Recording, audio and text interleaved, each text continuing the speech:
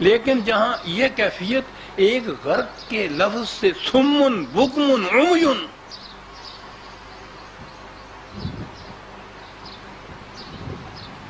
حکمراں کی قاہری یہ کرتی ہے معصوم کے ساتھ. اب جسے اس طرح سے پانی کی تہ میں ڈبو دیا ہو کہ وہاں وہ نہ کسی کی سن سکے، نہ کسی کو کچھ سنا سکے، نہ کچھ دیکھ سکے،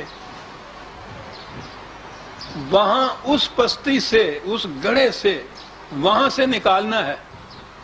اب دیکھیے اس نکالنے کے لیے کیا کرنا پڑتا ہے.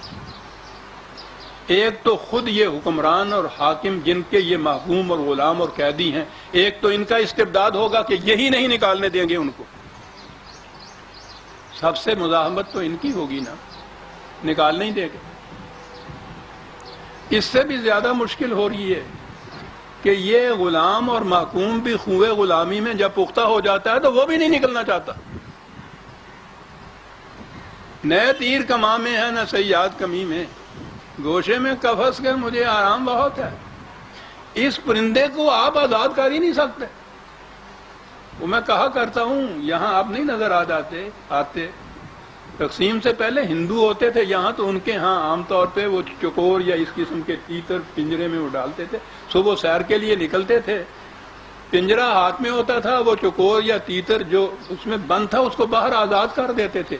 پیچھے پیچھے ہوتا تھا. وہ جاتے تھے جنگل میں، جنگل کے آزاد پرندے انہی جیسے ان کو آوازیں دے رہے ہوتے تھے کہ تمہیں کیا ہو رہا ہے، کہاں جا رہے ہو، یہ ہے تمہارا مقام، دیکھو تو صحیح ہم کہاں جا رہا ہے. یہ سنتے تھے اور اس پنجرے کے پیچھے پیچھے بھاگتے تھے. کھڑا ہوتا تھا تو پنجرے کے اوپر بیٹھ چڑھ جاتے تھے، چونچوں سے مار مار کے اس کے دروازے کو کھولتے تھے. آزاد پر بھی موجود ہیں، آزاد بھی ہیں، دوسرے آزاد پرندوں کو ان کی آوازیں سن رہے ہیں. کیفیت یہ ہے کہ اس پنجرے کے پیچھے چلے جاتے ہیں. جب ایسی حالت ہو جاتی ہے غلام کی، محکوم کی، وہ کہا اقبال نے کہ خواجگی میں کوئی مشکل نہیں رہتی باقی، پختہ ہو جاتے ہیں جب خوئے غلامی میں غلام. پھر تو سید خود صیاد رہا گوئے بگیر، خود شکاری جان، پرندہ جو ہے وہ کھڑا ہو کے کہتا ہے شکاری کو کہ آپ مجھے پکڑ دے. پختہ ہو جاتے ہیں جب خوئے غلامی میں غلام. اگلے لفظ پر آنے سے پیشتر میں یہ ساری تمہید، یہ مفہوم سمجھ میں جب آئے گا، جب یہ ذہن میں آ جائے کہ یہ ایک تو وہ جو محکوم غرق ہوا ہے پانی کے اندر، اس کی کیفیت کیا ہے، آواز باقی نہیں ہے، سوچنے سمجھنے کے دروازے بند ہو چکے ہوئے ہیں سب. پھر اگلی چیز یہ ہے کہ یہ جو جن کے یہ غلام محکوم ہیں، ایک تو ان کا استبداد اور دباؤ، ہر قسم کی تدبیر وہ کرتا ہے کہ یہ آزاد نہ ہونے پائیں، کوئی ان کو آزاد نہ کرنے پائے ان کی اور اگر ان کا مقابلہ کر بھی لیا آزاد کرانے والوں نے تو خود ان کی ہوئے غلامی، یہ نکلنا ہی نہیں چاہتے وہاں سے. اب کہیے کہ اس قسم کا جو ڈوبا ہوا ہو اس کو نکالنا ہے، کیا لفظ ہے، نازعات. کسی کو بالوں سے پکڑ کے گھسیٹ کے اوپر لے کے چلے آتے، تمہاری ایسی کی تیسی. نازعات کیا الفاظ ہیں. اس قسم کے ڈوبنے والے کی تو کیفیت یہ ہوتی ہے کہ جو اس کو جا کے تیرانے کے لیے، جا کے بچانے کے لیے جاتا ہے، وہ اس کو بھی لے کے ڈوبتا ہے. اس کی تو یہ حالت ہوتی ہے. اسے کیسے نکالا جائے گا، یہ سمجھنے سمجھانے کی بات نہیں ہے. یوں ہی آسانی سے وہ تیرنے والی بات بھی نہیں ہے. اس کو تو پکڑ کے بالوں سے گھسیٹا جائے گا اوپر. یہ محکوم قومیں جن کو مستبد حاکموں کے استبداد نے اس مقام پہ پہنچا دیا، اس امت کا یہ فریضہ ہے ان قوموں کو کھینچ کے گھسیٹ کے اوپر لانا پہلے تو وہ سطح آپ پہ لے آنا، اپنے برابر کرنا، جہاں زندگی میں سانس لینا ہو وہاں پہنچانا، زندہ سانس تو لے سکیں گے۔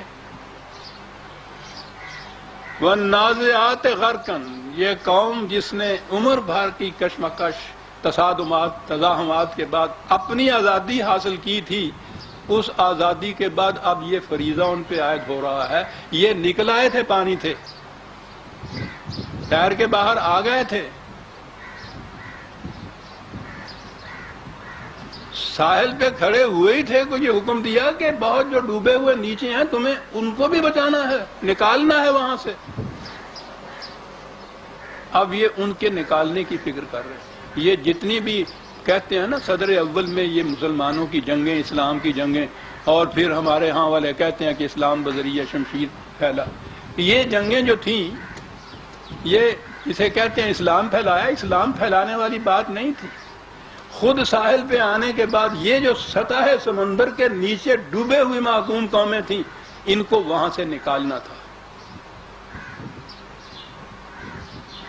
اس نکالنے کے لیے یہ جو مستبد قومیں تھیں، سلطنتیں تھیں، ملوکیتیں تھیں، کیسر و کسریٰ تھے اس دور کے، ان کے ساتھ پھر یہ جنگیں لڑنی پڑی۔ ان کو آزاد کرانے کے لیے، ان کی معصوم قوموں کو آزاد کرانے کے لیے۔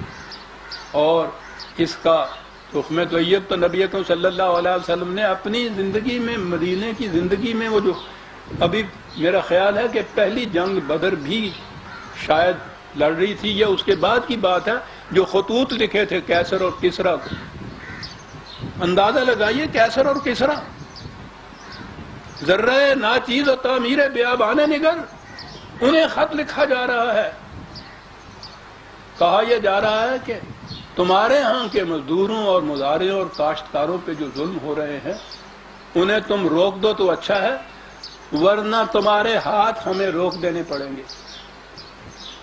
عرب کا ایک یتیم، ابھی اپنی مملکت بھی قائم نہیں ہوئی، وہ انہیں یہ دکھ رہا، اس کو پتا تھا کہ اپنی آزادی تو اب بہت قریب ہے، حاصل قریباً ہو ہی چکی ہوئی ہے، اس سے ہمارا مقصد تکمیل تک نہیں پہنچ رہا، مقصد تو آگے شروع ہونا ہے۔ دائیں بائیں یہی دو سلطنتیں، یہی دو تہذیبیں، بلکہ دنیا میں سب سے بڑی تہذیبیں اور مملکتیں یہی تھی، انہیں یہ چٹھی لکھی جا رہی ہے۔ پھر وہاں کی غلام قومیں، محکوم قومیں، وہ غلامی سے نکلنا نہیں چاہتی۔ ایک ان کا مقابلہ، ایک ان ڈوبے ہوئوں کو بالوں سے پکڑ کے کھینچ کے باہر لانے، کیا نقشہ ہے ایسا۔ وَالنَّازِعَاتِ غَرْقًا،